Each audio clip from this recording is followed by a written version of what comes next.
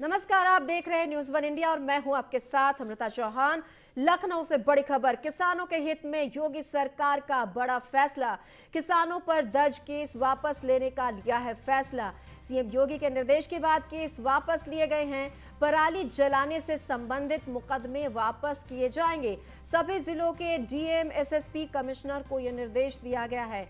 दरअसल पराली जलाने को लेकर जो मुकदमा दर्ज किया गया है किसानों के ऊपर, उन सभी किसानों के नाम और जो केस है वो वापस लिए जाएंगे। अब सभी जिलों के डीएम, एसएसपी, कमिश्नर को इसके लिए निर्देश जारी कर दिए गए हैं। तो लखनऊ से बड़ी खबर, किसानों के हित को लेकर ये फैसला लिया गया है, ये कहना है सरकार का। सीएम योगी के निर्देश के बाद सारे केस वापस ले लिए गए हैं। दरअसल पराली जलाने का मामला है, उसको लेकर केस थे किसानों के नाम पर और अब पराली जलाने के जो मुकदमे हैं वो वापस लिए जाने के निर्देश दिए हैं सीएम योगी आदित्यनाथ ने। और अब किसानों पर जो केस दर्ज किए गए हैं वो वापस ले लिए गए हैं। तो सीएम के निर्देश के बाद ये केस वापस लिए गए हैं। दरअसल अधिकारियों को निर्देश दिया था सीएम योगी आदित्यनाथ ने कि जिन भी किसान के ऊपर मामला दर्ज किया गया है पराली को लेकर, उन सभी के केस वापस लिए जाएं और किसानों के हित में ये फैसला लिया गया है, ये कहना है प्रदेश सरकार का। तो किसानों पर दर्ज केस अब वापस लिए गए हैं, जो किसानों के लिए राहत की बात है, किसानों के सरोकार की बात है, ये कहना है प्रदेश सरकार का। और अश्विनी द्विवेदी हमारे साथ ज्यादा जानकारी के लिए लाइव जुड़ गए हैं। अश्विनी, जो पराली मामले में किसानों पर केस दर्ज किए गए थे वो सरकार ने वापस ले लिए हैं। बिल्कुल, पराली जलाने को लेकर के उत्तर प्रदेश के कई जिलों में केसेस किसानों पर दर्ज किए गए थे। सरकार ने सख्ती दिखाई थी, प्रदूषण कंट्रोल बोर्ड ने चेतावनी दी थी कि पराली न जलाए, इससे प्रदूषण को काफी खतरा हो रहा है। लेकिन इन सब के बावजूद भी तमाम किसान थे, मानने तैयार नहीं थे और अपनी जिद में उन्होंने पराली जलाई थी, जिसके बाद सरकार ने सख्ती दिखाते हुए उन पर मुकदमे लिखे थे। लेकिन काफी लंबे समय से किसान मांग कर रहे थे कि उन पर लिखे गए जो मुकदमे हैं बेबुनियाद है, उनको हटाया जाए।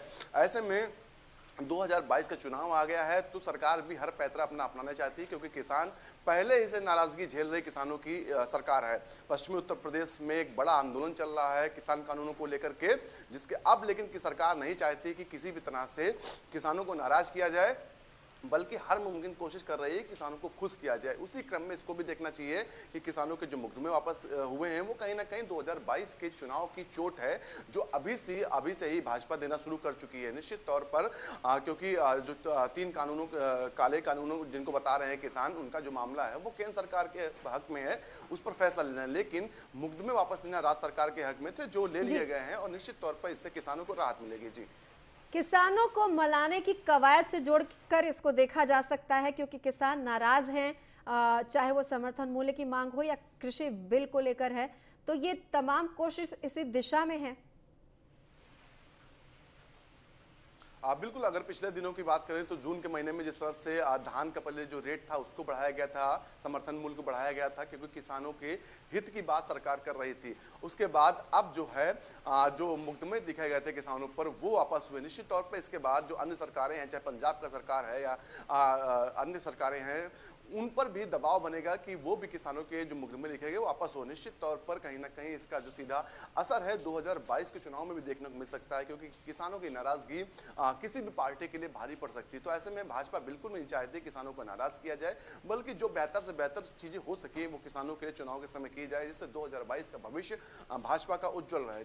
जी अश्विनी, आप हमारे साथ बने रहिए, आपके पास हम लौट कर आएंगे। तो आपको बता दें कि दरअसल किसानों को मनाने की कवायद है। आगामी विधानसभा चुनाव है 2022 में और किसान नाराज हैं, तो जाहिर तौर पर किसानों के हक के फैसले लगातार लिए जा रहे हैं।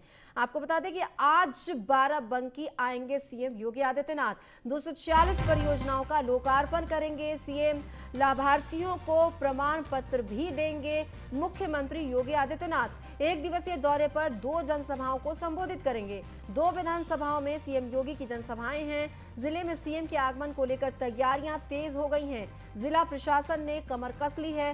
सुरक्षा व्यवस्था के पुख्ता इंतजाम किए जा रहे हैं। सीएम योगी के दौरे को लेकर सियासी पार्टियों में हलचलें भी तेज हो गई है। दरअसल सीएम योगी उन्हीं 2 विधानसभाओं का आज दौरा करने जा रहे हैं जिन पर अब तक समाजवादी पार्टी का कब्जा रहा है और लगातार अश्विनी बने हुए हैं। ज्यादा जानकारी के लिए हमारे साथ अश्विनी, आज का जो दौरा है वो कितना अहम है और क्या लगता है कि सपा को नुकसान का डर हो जाएगा इससे? बिल्कुल, अगर बात करें जो 2022 चुनाव है उससे ठीक पहले मुख्यमंत्री के इस तरह के दौरे काफी महत्वपूर्ण माने जाएंगे, क्योंकि जो विकास कार्य हैं उनकी पोटली अब मुख्यमंत्री लगातार खोलते जा रहे हैं। बाराबंकी सदर सीट है, उस पर भाजपा कभी नहीं जीती है।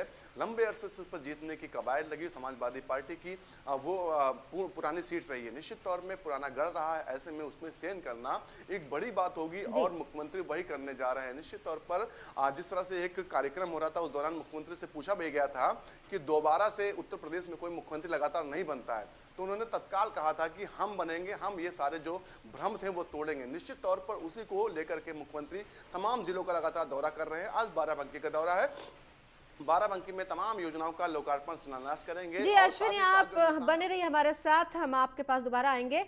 आपको बता दें कि आज बाराबंकी का दौरा है और जो दौरा यहाँ पर सीएम योगी आदित्यनाथ करेंगे, 2 दिवसीय दौरा, 1 दिवसीय दौरा है, 2 जनसभा यहाँ पर करेंगे, 2 विधानसभा है जहाँ पर वो आज जनसभा करने वाले हैं और ये वो इलाके हैं जहाँ पर सपा का कब्जा रहा है। जिले में सीएम के आगमन को लेकर तमाम तैयारियां की जा रही है, सुरक्षा के पुख्ता इंतजाम किए जा रहे हैं। जिला प्रशासन ने कमर भी कस ली है क्योंकि यहाँ पर 2 जनसभाएं हैं और यहाँ पर जो कोविड है उसके प्रोटोकॉल का ध्यान रखा जाएगा। खास बात यह है कि जहां कहीं भी जनसभा कर रहे हैं सीएम योगी आदित्यनाथ, वहां पर कोविड प्रोटोकॉल का खासा ध्यान रखा जा रहा है और यही वजह है कि प्रदेश में जो कोविड है वो कंट्रोल है। और यहाँ पर आज क्या कुछ खास होगा, दिन भर क्या कुछ गहमा गहमी रहेगी, भोलानाथ संवाददाता हमारे साथ जुड़ गए हैं। भोलानाथ, कितने बजे ये कार्यक्रम शुरू हो जाएगा, कितने बजे यहाँ पर सीएम पहुंच जाएंगे योगी आदित्यनाथ?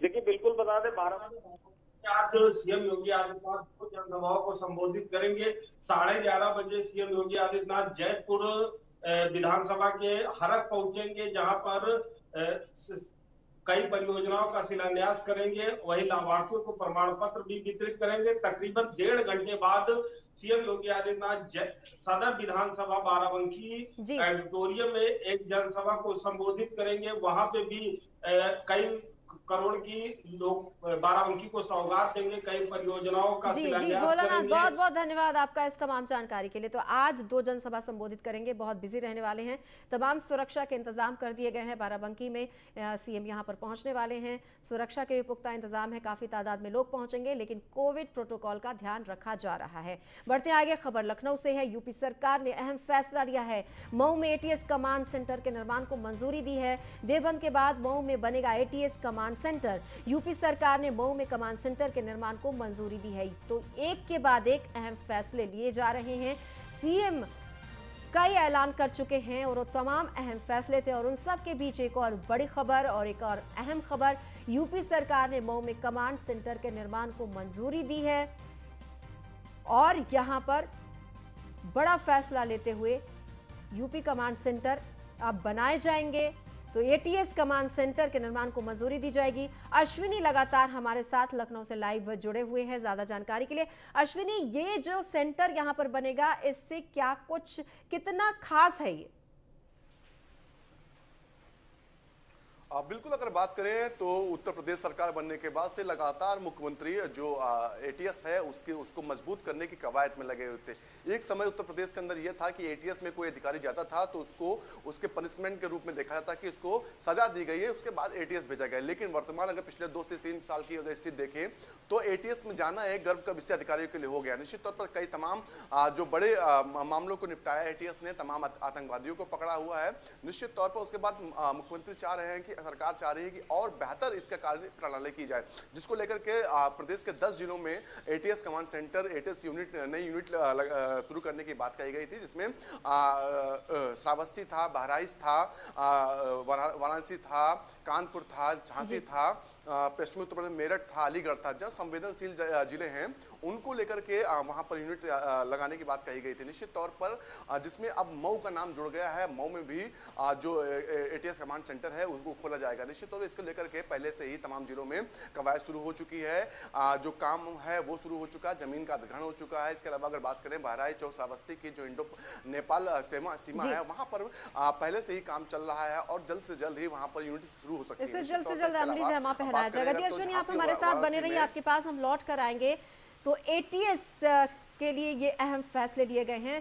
पहले एटीएस में जाना लोग अधिकारी वो नहीं चाहते थे, लेकिन जिस तरह से लगातार एटीएस में जाकर जो आतंकी हैं उन पर कार्रवाई की जाती है, तो अब अधिकारी इसे गर्व की बात मानते हैं। और एटीएस के लिए अगर सेंटर बनाया जा रहा है यूपी में, तो ये भी एक गर्व की बात है प्रदेश के लिए। प्रयागराज से अहम खबर, इलाहाबाद हाईकोर्ट ने आज फिर डीजीपी को तलब किया है। कल इलाहाबाद हाईकोर्ट ने डीजीपी मुकुल गोयल को फटकार लगाई थी। मैनपुरी के जवाहर नवोदय विद्यालय में छात्रा की खुदकुशी का मामला है और इसी को लेकर फटकार लगाई गई थी डीजीपी मुकुल गोयल को। हाईकोर्ट में यह मामला चल रहा था। मैनपुरी के जवाहर नवोदय विद्यालय में छात्रा ने खुदकुशी की थी और इसी मामले में फटकार लगाई गई थी। हाईकोर्ट की तरफ से डीजीपी मुकुल गोयल को तलब किया गया था। मुकुल गोयल यहां पहुंचे थे और हाईकोर्ट ने उन्हें फटकार लगाई थी कि इस मामले में क्या कुछ किया जा रहा है, जो अधिकारी है उन पर अब तक कार्रवाई क्यों नहीं की गई है।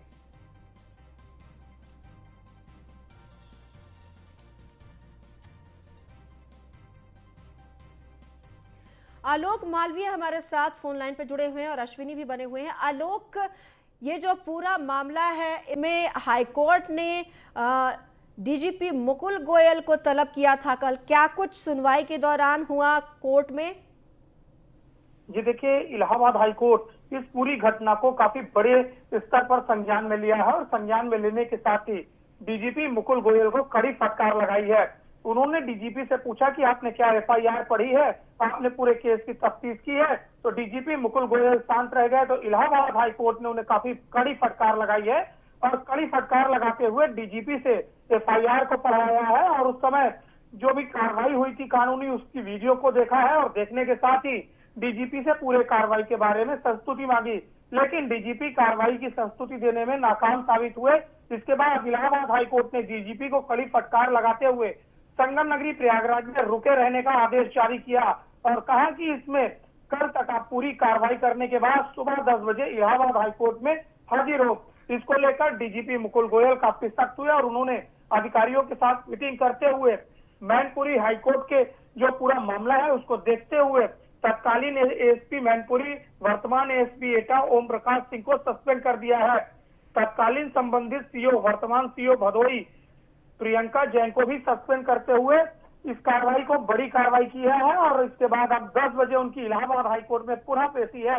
इसके बाद कार्यवाहक मुख्य न्यायाधीश की खंडपीठ की जो सुनवाई हो रही है उसमें वो उपस्थित होंगे और पूरी जानकारियों को देंगे। डीजीपी काफी परेशान देखे गए हैं, सर्किट हाउस में वो रुके हुए हैं।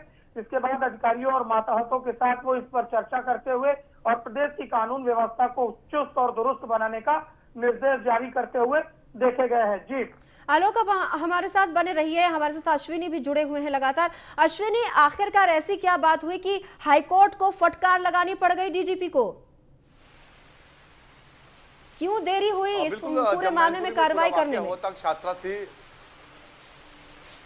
जो मैनपुरी का वाकया था जिसमें छात्रा की मौत होती है, परिजन लगातार आरोप लगा रहे थे कि प्रिंसिपल स्कूल की हैं, उनके परिजन, उनके जो स्टाफ है, कहीं ना कहीं उसकी मिलीभगत के चलते उसकी छात्रा की मौत हुई।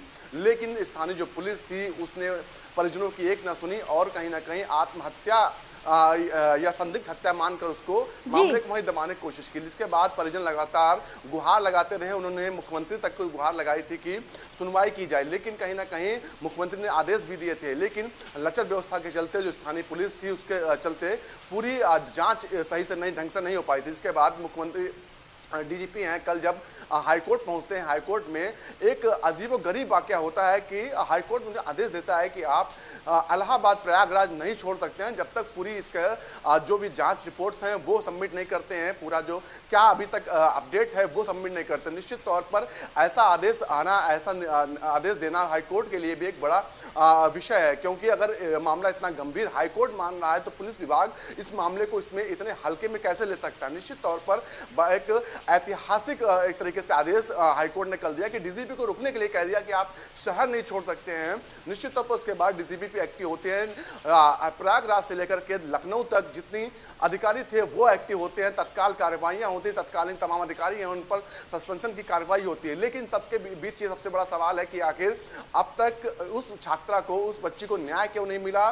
परिजन भटक रहे हैं, परिजनों को आखिर न्याय कब मिलेगा। परिजन पहले ही आरोप लगा रहे थे कि प्रिंसिपल्स हैं जो वहां की वो संदिग्ध हैं, वो जांच के घेरे में उनको लाया जाए, लेकिन कहीं ना कहीं उनको जांच के घेरे में नहीं लाया गया। पता नहीं कौन सा दबाव था अधिकारियों पर, क्या था, जिसके चलते कहीं ना कहीं जो जांच निष्पक्ष होनी चाहिए थी वो नहीं हो पाई। लेकिन हाईकोर्ट ने इस मामले को काफी गंभीर माना और एक कल ऐतिहासिक आदेश निर्देश जारी किया।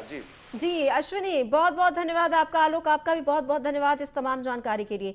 तो सवाल यही है कि मामला इतना गंभीर था, उसके बावजूद भी तुरंत कार्रवाई क्यों नहीं की गई। हाईकोर्ट को दखल देना पड़ा और डीजीपी को तलब करना पड़ा और कहना पड़ा कि आखिरकार इस पूरे मामले में इतनी लापरवाही क्यों बरती जा रही है, कार्रवाई में देरी क्यों हो रही है।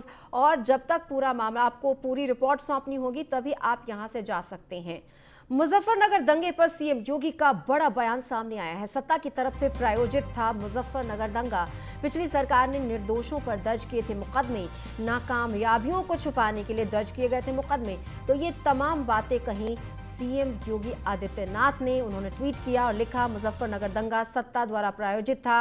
अपने निकम्मेपन व नाकामयाबियों को छुपाने के लिए पिछली सरकार द्वारा निर्दोष लोगों पर जो मुकदमे दर्ज किए गए थे उन्हें वापस होना ही था। मुख्यमंत्री तो इन्होंने लिखा है कि मुजफ्फरनगर दंगे पर जो मुजफ्फरनगर दंगा था वो सत्ता द्वारा प्रायोजित था। अपने निकम्मेपन और नाकामयाबियों को छुपाने के लिए पिछली सरकार ने जो निर्दोष लोगों पर मुकदमे दर्ज किए थे उन्हें वापस तो होना ही था। और एसके वाजपेयी हमारे साथ जुड़ गए हैं ज्यादा जानकारी के लिए। एसके, जो मुजफ्फरनगर दंगा है उसको लेकर सीएम योगी आदित्यनाथ ने ट्वीट किया और उन्होंने कहा है कि नाकामयाबियों को छुपाने के लिए मुकदमे दर्ज किए गए थे और इस मुकदमे को तो वापस होना ही था। बिल्कुल, लगातार सरकार और विपक्ष के बीच में कहीं न कहीं आरोप प्रत्यारोप का दौर चल रहा है। हालांकि मुख्यमंत्री योगी आदित्यनाथ ने ये ट्वीट किया है और इस ट्वीट के जरिए कहीं न कहीं सपा पर निशाना साधने की कोशिश की है, क्योंकि उस दौरान उत्तर प्रदेश में समाजवादी पार्टी की सरकार थी। जिस तरीके से मुख्यमंत्री का ट्वीट आया है, कहीं न कहीं एक संदेश है कि मुजफ्फरनगर दंगा साफ तौर पर सपा सरकार से प्रायोजित था और अपने निकम्मेपन और नाकामयाबी को छुपाने के लिए ही सरकार ने निर्दोष लोगों पर मुकदमे दर्ज किए थे और जो कहीं न कहीं वापस होने ही थे। जिस तरीके से बीजेपी सरकार ने मुकदमे वापस लिए हैं मुजफ्फरनगर दंगों के, खास तौर पर जो किसानों और जाटों पर मुकदमे थे, जिनको लेकर लगातार ये सवाल उठ रहे थे कि आखिर बाकी लोगों के मुकदमे वापस क्यों नहीं हुए हैं, जिस पर कहीं न कहीं सरकार को जवाब देना था। मुख्यमंत्री योगी आदित्यनाथ ने ट्वीट कर ये जवाब दिया है, जिसमें उन्होंने साफ किया है कि वो निर्दोष लोग थे जिन पर मुकदमे दर्ज हुए थे। सरकार ने गलत तरीके से मुकदमे दर्ज कराए थे। अगर सरकार चाहती तो इस तरीके के दंगे नहीं होते, लेकिन सरकार की नाकामयाबी की वजह से इस तरीके के दंगे हुए थे। तो निश्चित है कि मुख्यमंत्री योगी आदित्यनाथ ने कहीं न कहीं एक संदेश देने की कोशिश जाट और मुस्लिम और जो किसान वोटर्स हैं मुजफ्फरनगर और आसपास पश्चिमी उत्तर प्रदेश के, उनको देने की कोशिश की है। साथ ही साथ समाजवादी पार्टी पर भी निशाना साधने की कोशिश की है। जी, इसके आपको नहीं लगता कि चुनाव नजदीक है? ऐसे में इस तरह से मुजफ्फरनगर दंगा का चर्चा करने के बाद दो ऐसे समुदाय थे जिस दौरान ये दंगा हुआ था, जाट और मुस्लिम समुदाय में हुआ था, तो क्या लगता है कि ये दोनों वोट बैंक को साधने की कोशिश भी है बीजेपी की तरफ से? बिल्कुल निश्चित है, क्योंकि जिस तरीके से लगातार मुजफ्फरनगर और जो पश्चिमी उत्तर प्रदेश में आसपास हैं उनके मुकदमे वापस लेने की घोषणा उत्तर प्रदेश सरकार की तरफ से की गई थी कि जो भी निर्दोष हैं उनके मुकदमे सरकार वापस लेगी। साथ ही साथ जिस तरीके से जो किसान थे पश्चिमी उत्तर प्रदेश के, जिन पे पराली आदि जलाने के मुकदमे थे, वो भी सरकार वापस ले रही है, जिसका शासनादेश भी कल जारी हो चुका है। तो ये साफ है कि उत्तर प्रदेश में चुनावी वर्ष है और निश्चित है कि उत्तर प्रदेश सरकार चाहती है कि जो भी इस तरीके के मामले हैं जो तत्काल खत्म किए जा सकते हैं उनको खत्म किया जाए और एक संदेश जाट और जो किसान वोटर्स हैं उनको दिया जाए, ताकि कहीं न कहीं 2022 में सीधे तौर पर इसका फायदा मिल सके। हालांकि इसका कितना फायदा होगा लेकिन ये अभी तय नहीं है, लेकिन ये जरूर है कि सरकार ने अपनी तरफ से प्रयास जरूर कर दिया है। जी। इसके आप हमारे साथ बने रहिए, आपके पास हम लौट कर आएंगे। तो अब लखनऊ से एक और खबर, चयन समिति की बैठक आज है। सूचना आयुक्त के खाली पड़े एक पद के लिए बैठक होगी। सीएम योगी की अध्यक्षता में उनके आवास पर यह बैठक होने जा रही है। नेता प्रतिपक्ष राम गोविंद चौधरी भी बैठक में शामिल होंगे। नेता प्रतिपक्ष गोविंद चौधरी भी चयन समिति के सदस्य हैं। 85 लोगों ने इस एक पद के लिए आवेदन किया है। इसके हमारे साथ लगातार बने हुए हैं ज्यादा जानकारी के लिए। इसके आज जो बैठक होने जा रही है सीएम योगी के आवास पर, क्या कुछ खास होगा इस बैठक में? बिल्कुल, ये एक पद है जो कि सूचना आयुक्त का पद है और लंबे वक्त से खाली चल रहा है, जिसको लेकर कहीं न कहीं लगातार अड़चने थी। 85 लोगों का आवेदन था, जिसमें किसी भी एक उपयुक्त व्यक्ति का चयन होना है, जिसपे एक कमेटी होती है जो मुख्यमंत्री योगी आदित्यनाथ की अध्यक्षता में बनी हुई है, जिसमें नेता प्रतिपक्ष राम गोविंद चौधरी भी सदस्य हैं, साथ ही साथ उत्तर प्रदेश के संसदीय कार्य मंत्री भी इस कमेटी के सदस्य हैं। तो कहीं न कहीं अब आज मुख्यमंत्री योगी आदित्यनाथ की अध्यक्षता में यह बैठक होगी, जिसमें यह विचार किया जाएगा कि आखिर किसको उत्तर प्रदेश के इस सूचना आयुक्त के खाली पद पर तैनाती दी जाए। तो निश्चित है कि आज शाम तक इस पर फैसला हो सकता है कि इस रिक्त पद पर एक उपयुक्त व्यक्ति की तैनाती की जा सकती है, जिसको लेकर मुख्यमंत्री योगी आदित्यनाथ ये बैठक करेंगे। जी, इसके एक पद है और 85 लोगों ने आवेदन किया है, तो ये बहुत बड़ी चुनौती नहीं हो जाएगी कि किसको चुना जाए, किसको ना चुना जाए? बिल्कुल, क्योंकि सूचना आयुक्त के लिए बहुत सारा क्राइटेरिया फॉलो करना होता है, तो निश्चित है कि अधिकारी कहीं न कहीं उस क्राइटेरिया को इन सभी आवेदकों के जो आवेदन आए हैं उन पर चेक करेंगे, जिसके बाद जो शॉर्ट लिस्ट होंगे वो मुख्यमंत्री की अध्यक्षता वाली कमेटी के सामने जाएंगे, जहां पर यह विचार किया जाएगा कि आखिर किसको कौन से व्यक्ति को इस पद पर तैनात किया जाए। हालांकि इस पर जो नेता प्रतिपक्ष है उनका भी मत लिया जाएगा। अब देखना यह है कि इन 85 लोगों में से किसको उत्तर प्रदेश सरकार की तरफ से इस पर तैनाती दी जाती है। इसके जब इस तरह की स्थिति आती है तो कई नामों की चर्चा भी होती है अंदर खाने से, कुछ सूत्रों के हवाले से खबर है? बिल्कुल, बहुत ज्यादा उम्मीद ये है कि उत्तर प्रदेश सरकार से रिटायर्ड किसी अधिकारी को उत्तर प्रदेश सरकार इस पद पर नियुक्त कर सकती है, क्योंकि कई ऐसे अधिकारी हैं जिसमें कई आईपीएस और आईएएस हैं जिन्होंने कहीं न कहीं इस रिक्त पद के लिए अपना आवेदन कर रखा है। देखना यह है कि उत्तर प्रदेश सरकार आखिर किसको इस पद पर तैनात करती है। जी, इसके क्या लगता है कितनी देर में औपचारिक ऐलान हो जाएगा? बिल्कुल, क्योंकि मुख्यमंत्री का पूरे दिन का बिजी शेड्यूल है और मुख्यमंत्री योगी आदित्यनाथ आज दौरे पर भी जाने वाले हैं, तो संभवतः जब मुख्यमंत्री योगी आदित्यनाथ दौरे से लौटेंगे उसके बाद इस पर बैठक करेंगे और देर रात तक उम्मीद की जा सकती है कि किसी एक व्यक्ति का नाम सरकार की तरफ से फाइनल कर दिया जाए। जी, बहुत बहुत धन्यवाद इसके इस तमाम जानकारी के लिए। खबर चंदौली से, एसपी ने 2 पुलिसकर्मियों को निलंबित किया है। अवैध वसूली में चकिया सीओ का चालक सस्पेंड किया गया है। पीआरवी में तैनात सिपाही को भी सस्पेंड किया गया है। सिपाही ने दूसरे सिपाहियों से बदसलूकी की थी। जांच के बाद एसपी अमित कुमार ने कार्रवाई की है। तो चंदौली में एसपी ने कार्रवाई की है। अवैध वसूली में चकिया सीओ चालक को सस्पेंड किया गया है। ये बड़ी कार्रवाई है। पीआरवी में तैनात सिपाही को भी सस्पेंड किया गया है। आपको बता दें कि एक्शन में अब दिखाई दे रहे हैं एसपी चंदौली।